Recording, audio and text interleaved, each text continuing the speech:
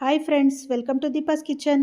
ಹಾಗಲಕಾಯಿ ಹೆಸರು ಕೇಳಿದರೆ ಸಾಕು ಹಿಂದೆ ಸರಿಯೋರು ಕೂಡ ಇಷ್ಟಪಟ್ಟು ತಿನ್ನೋ ಥರ ಹೆಲ್ತಿಯಾಗಿ ಟೇಸ್ಟಿಯಾಗಿರೋವಂಥ ರೆಸಿಪಿನ ಮಾಡೋಣ ಬನ್ನಿ.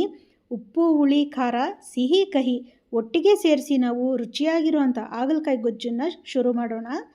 ಮೊದಲಿಗೆ ಇಲ್ಲಿ 2 ಹಾಗಲಕಾಯಿನ ತೊಗೊಂಡು ತೊಳೆದುಬಿಟ್ಟು ಅದನ್ನು ಈ ಥರ ನೀಟಾಗಿ ರೌಂಡಾಗಿ ಕಟ್ ಮಾಡಿ ಇಟ್ಕೊಳ್ಳೋಣ. ಅದರಲ್ಲಿರೋ ಬೀಜನೆಲ್ಲ ತೆಗೆದು ರೆಡಿ ಮಾಡಿ ಇಟ್ಕೊಂಡು ಈಗ ಇದನ್ನು ನಾವು ಒಂದು ಕುಕ್ಕರ್ಗೆ ಹಾಕ್ಕೊಳ್ಳೋಣ. ಕುಕ್ಕರ್ಗೆ ಹಾಕಿದ್ಮೇಲೆ ಅರ್ಧ ಗ್ಲಾಸಷ್ಟು ನೀರನ್ನು ಹಾಕಿ 1 ವಿಸಿಲನ್ನು ಕೂಗಿಸ್ಕೊಂಡ್ರೆ ಸಾಕು. ಕುಕ್ಕರ್ 1 ವಿಸಿಲ್ ಕೂಗಿ ತಣ್ಣಗಾಗೋ ಅಷ್ಟರಲ್ಲಿ ನಾವು ಮಸಾಲೆನ ರೆಡಿ ಮಾಡ್ಕೊಳ್ಳೋಣ. ಇಲ್ಲಿ ಮಸಾಲೆಗೆ 2 ಲವಂಗ, 4ರಿಂದ 5 ಬೆಳ್ಳುಳ್ಳಿ, ಅರ್ಧ ಇಂಚಷ್ಟು ಶುಂಠಿ, ಅರ್ಧ ಹಿಡಿಯಷ್ಟು ಕೊತ್ತಂಬರಿ ಸೊಪ್ಪು, ಅರ್ಧ ಕಪ್ ಆಗುವಷ್ಟು ಕೊಬ್ಬರಿ ತುರಿ, ಇದನ್ನೆಲ್ಲ ಈಗ ನಾವು ಮಿಕ್ಸಿ ಜಾರ್ಗೆ ಹಾಕ್ಕೊಳ್ಳೋಣ. ಮಿಕ್ಸಿ ಜಾರ್ಗೆ ಇದನ್ನೆಲ್ಲ ಆ್ಯಡ್ ಮಾಡಿದ್ದಾದಮೇಲೆ ಇದ್ರ ಜೊತೆಗೆ ಸ್ವಲ್ಪ ನೀರನ್ನು ಹಾಕಿ ಚೆನ್ನಾಗಿ ನಾವು ಗ್ರೈಂಡ್ ಮಾಡಿ ಮಸಾಲೆನ ರೆಡಿ ಮಾಡಿ ಇಟ್ಕೊಳ್ಳೋಣ. ನೋಡಿ, ಇಲ್ಲಿ ಮಸಾಲೆ ರೆಡಿಯಾಗಿದೆ. ರೆಡಿಯಾಗಿರೋ ಮಸಾಲೆನ ಒಂದು ಸೈಡಲ್ಲಿ ಇಟ್ಟು ಸ್ವಲ್ಪ ಹುಣಸೆ ಹಣ್ಣನ್ನು 5 ನಿಮಿಷ ನೆನೆಸೋದಕ್ಕೆ ಇಡೋಣ. ಈಗ ಇಲ್ಲಿ ಒಗ್ಗರಣೆನ ರೆಡಿ ಮಾಡ್ಕೊಳ್ಳೋಣ. ಒಂದು ಕಡಾಯಿನ ಬಿಸಿ ಮಾಡೋದಕ್ಕೆ ಇಟ್ಟು 4ರಿಂದ 5 ಸ್ಪೂನ್ ಆಗುವಷ್ಟು ಎಣ್ಣೆನ ಹಾಕಿ, ಎಣ್ಣೆ ಬಿಸಿ ಆದಮೇಲೆ 1/4 ಸ್ಪೂನಷ್ಟು ಸಾಸಿವೆ ಚೆನ್ನಾಗಿ ಸಿಡಿದ ಮೇಲೆ ಸ್ವಲ್ಪ ಕರಿಬೇವು, 2 ಮೀಡಿಯಮ್ ಸೈಜ್ ಈರುಳ್ಳಿ, ಸಣ್ಣಗೆ ಉದ್ದ ಕಟ್ ಮಾಡಿರುವಂಥ ಈರುಳ್ಳಿನ ಇದಕ್ಕೆ ಆ್ಯಡ್ ಮಾಡಿ ಮೀಡಿಯಮ್ ಫ್ಲೇಮಲ್ಲಿ ಈರುಳ್ಳಿನ ಚೆನ್ನಾಗಿ ಫ್ರೈ ಮಾಡ್ಕೊಳ್ಳೋಣ.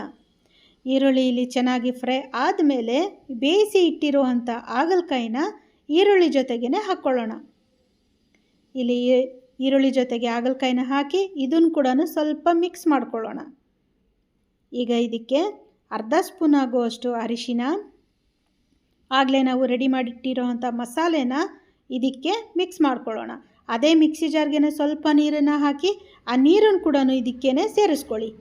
ಈಗ ಅಚ್ಚ ಖಾರದ ಪುಡಿ 3/4 ಸ್ಪೂನ್ ಆಗುವಷ್ಟು ಅಚ್ಚ ಖಾರದ ಪುಡಿನ ಹಾಕಿ, ರುಚಿಗೆ ತಕ್ಕಷ್ಟು ಉಪ್ಪು, ಬೆಲ್ಲನ ಪುಡಿ ಮಾಡಿಬಿಟ್ಟು 2 ಸ್ಪೂನ್ ಆಗುವಷ್ಟು ಬೆಲ್ಲನ ನಾನು ಇದಕ್ಕೆ ಆ್ಯಡ್ ಮಾಡ್ತಾಯಿದ್ದೀನಿ. ಸ್ವಲ್ಪ ಸ್ವೀಟಾಗಿ ಚೆನ್ನಾಗಿರುತ್ತೆ. ಜೊತೆಗೆ ಹುಣಸೆ ಹಣ್ಣು, ಆಗಲೇ ನಾವು ನೆನೆಸಿಟ್ಟಿರೋವಂಥ ಹುಣಸೆ ಹಣ್ಣಿನ ರಸನ ಇದಕ್ಕೇ ಸೇರಿಸ್ಕೊಳ್ಳೋಣ. ಈಗ ಇದನ್ನೆಲ್ಲ ಒಂದು ಸಲ ಚೆನ್ನಾಗಿ ಮಿಕ್ಸ್ ಮಾಡಿಕೊಂಡು ಇನ್ನು ಸ್ವಲ್ಪ ನೀರನ್ನು ಆ್ಯಡ್ ಮಾಡಿ, ನೋಡಿ ತಿಕ್ನೆಸ್ ಈ ಥರ ಬರಬೇಕು. ಇಷ್ಟು ತಿಕ್ನೆಸ್ ಬಂದರೆ ಸಾಕು. ಇದು ಬೆಂದ ಮೇಲೆ ಇನ್ನೂ ಸ್ವಲ್ಪ ಗಟ್ಟಿ ಬರುತ್ತೆ. ಈಗ ಮುಚ್ಚಳನ ಮುಚ್ಚಿ 5 ನಿಮಿಷ ಮಸಾಲೆ ಹಸಿ ವಾಸನೆ ಹೋಗೋ ಥರ ಬೇಯಿಸ್ಕೊಳ್ಳೋಣ. ಇಲ್ಲಿ 5 ನಿಮಿಷ ಆದಮೇಲೆ ಮುಚ್ಚಳ ತೆಗಿತಾ ಇದ್ದ ಹಾಗೆ ಇದರ ಪರಿಮಳ ಅಂತೂ ಘಮ ಘಮ ಅಂತ ಬರ್ತಾ ಇದೆ. ರುಚಿಯಾಗಿರುವಂಥ ಹಾಗಲಕಾಯಿ ಗೊಜ್ಜು ರೆಡಿಯಾಗಿದೆ. ಉಪ್ಪು ಹುಳಿ ಖಾರ ಸಿಹಿ ಕಹಿ ಒಟ್ಟಿಗೆ ಒಂದೇ ರೆಸಿಪಿನಲ್ಲಿ ನಮಗೆ ಸಿಗ್ತಾ ಇದೆ. ಹಾಗೆ ಹೆಲ್ತಿಯಾಗಿ ಕೂಡ ಇರುತ್ತೆ. ಇದನ್ನು ನಾವು ಅನ್ನದ ಜೊತೆ ತಿಳಿಸಾರು ಜೊತೆ ಸೈಡ್ಸಾಗಿನೂ ತೊಗೋಬೋದು. ಆದರೆ ಚಪಾತಿ ಜೊತೆಗಂತೂ ಅದ್ಭುತವಾದಂಥ ರೆಸಿಪಿ ಇದಾಗಿದೆ. ಮಕ್ಕಳು ಕೂಡ ತುಂಬಾ ಇಷ್ಟಪಟ್ಟು ತಿಂತಾರೆ. ನೀವು ಕೂಡ ಈ ಒಂದು ರೆಸಿಪಿನ ಮನೆಯಲ್ಲಿ ಟ್ರೈ ಮಾಡಿ ಟೇಸ್ಟ್ ಮಾಡಿ. ಇನ್ನಷ್ಟು ಹೆಚ್ಚಿನ ರೆಸಿಪೀಸ್ಗೋಸ್ಕರ ಬೇಗ ನಮ್ಮ ಚಾನಲ್ಗೆ ಸಬ್ಸ್ಕ್ರೈಬ್ ಆಗಿ. Like my channel, subscribe my channel, ಪಕ್ಕದಲ್ಲಿರೋ ಬೆಲ್ ಐಕನನ್ನು ಕ್ಲಿಕ್ ಮಾಡಿ. Thank you friends.